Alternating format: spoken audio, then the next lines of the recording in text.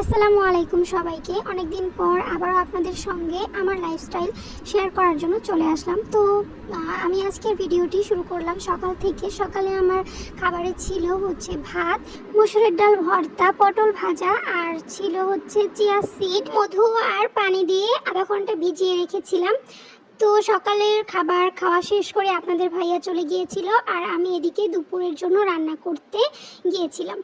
তো এই যে এখানে আমি মাছ ভেজে নিচ্ছি। এগুলো হচ্ছে রুই মাছ। তো রুই মাছ ভেজে নিচ্ছি।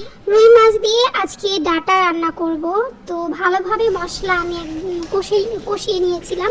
আর এই যে মাছ ভাজা বাটিতে তুলে রেখেছি।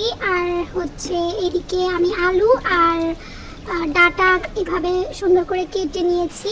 তো মশলা কষানো হয়ে গিয়েছে। এখন আমি ডাটাগুলো আর হচ্ছে আলুগুলো দিয়ে দিলাম মশলার মধ্যে। এখন ভালোভাবে সবজিটা আমি সেদ্ধ করে নিব।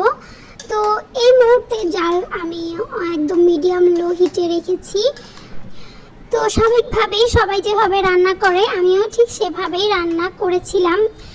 দুপুরের খাবারে আমাদের যে আয়োজন ছিল সেটি হচ্ছে এই যে দেখতে পাচ্ছেন, এই হচ্ছে ডাটা আর আলু দিয়ে রুই মাছের তরকারির ঝোল। তো আমার শ্বশুর বাবার জন্য আমি বেড়ে দিচ্ছিলাম, তো তাই একটু ভিডিও করে নিলাম। তো যাই হোক, এই ছিল আমার আজকের ভিডিও। সবার যদি ভালো লেগে থাকে তাহলে আমাকে অ্যাপ্রিশিয়েট করবেন। তো আজকের মতো এই পর্যন্তই। আল্লাহ হাফেজ।